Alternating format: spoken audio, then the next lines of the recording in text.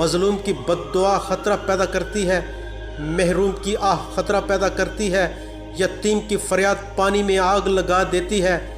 جس بستی سے حق والا محروم ہو کر نکلے وہ بستی ویران ہو جاتی ہے۔ آج ہمیں سوچنا پڑے گا کہ آخر ہم کس طرف کو جا رہے ہیں، ہم کہاں سے چلے تھے، ہمارا حال کیا ہے۔ ہمارے اندیشے اتنے بے سبب نہیں۔ اب وہ وقت آ گیا ہے کہ ہم اپنی صفوں میں اتحاد پیدا کریں، اپنے اعمال اور اپنے مال میں سب کو شریک کریں، دوسروں کی عزت کریں تاکہ ہماری عزت محفوظ ہو۔ دشمن کوئی حرکت کرنے سے پہلے 10 دفعہ سوچے گا۔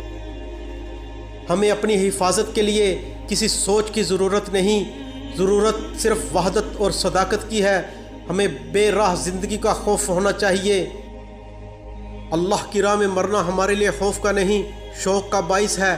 انصاف قائم ہو جائے، خطرہ ٹل جائے گا، سینے میں ایمان بیدار ہو جائے، خوف نکل جائے گا، یقین زندہ ہو جائے، موت ختم ہو جائے گی۔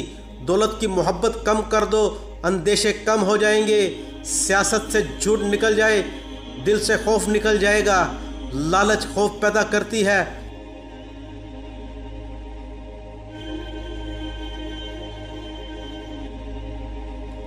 مایوس انسان پر خطرات کی وبا کا عذاب نازل کیا جاتا ہے۔ آج ہمارے گرد و پیش خطرات ہیں، ہمارے دروازے پر خطرہ دستک دے رہا ہے، ہم کرب سے گزر رہے ہیں۔ مکینوں کو اپنے مکان میں سکون نہیں، کہیں نہ کہیں کسی نہ کسی صورت میں کوئی نہ کوئی خطرہ موجود ہے۔ ترقی کا دوسرا نام خوف پیدا کرنے کی صلاحیت ہے۔ کیا ہم اپنے اعمال کی عبرت کے خوف میں ہیں؟ کیا ہم اپنے رہنماؤں سے مایوس ہو چکے ہیں؟ کیا ہم گردش حالات کی ضد میں آ چکے ہیں؟ کیا ہم سے زندگی کے عظیم مقاصد چھن چکے ہیں؟ کیا ہم اعتماد سے محروم ہو چکے ہیں؟ کیا ہم اپنے آپ پر بھی اعتماد نہیں کر سکتے؟ کیا ہمیں جان کا خطرہ ہے، ایمان کا خطرہ ہے، عزت کا خطرہ ہے، ملک کی سلامتی کا خطرہ ہے، ملی وحدت کا خطرہ ہے؟ کیا خطرہ ہمارے اندر ہے یا باہر ہے؟ کیا آسمان گرنے والا ہے؟ کیا زمین پھٹنے والی ہے؟ کیا انسان کے گناہوں کا بوجھ اتنا بڑھ چکا ہے کہ کسی عذاب کا نازل ہونا ناگزیر ہے؟ کیا ہماری تاریخ ختم ہونے والی ہے؟ کیا ہم نقلی زندگی گزار رہے ہیں؟ کیا ہمارے افکار پریشان ہیں؟ کیا ہمارا کردار ختم ہو چکا ہے؟ کیا ہم سے حسن عمل چھن گیا ہے؟ کیا ہم دعاؤں کا آسرا بھول چکے ہیں؟ ہم قدم قدم پر خطرے میں ہیں۔ کیا ہمارا عمل بیان اور صرف بیان ہے؟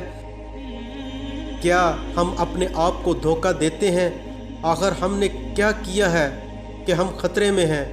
یہ سب سوال ہی سوال ہیں اور خطرہ ہی خطرہ ہے، اس کا جواب نہیں ہے۔ ہمارے پاس کوئی جواب نہیں۔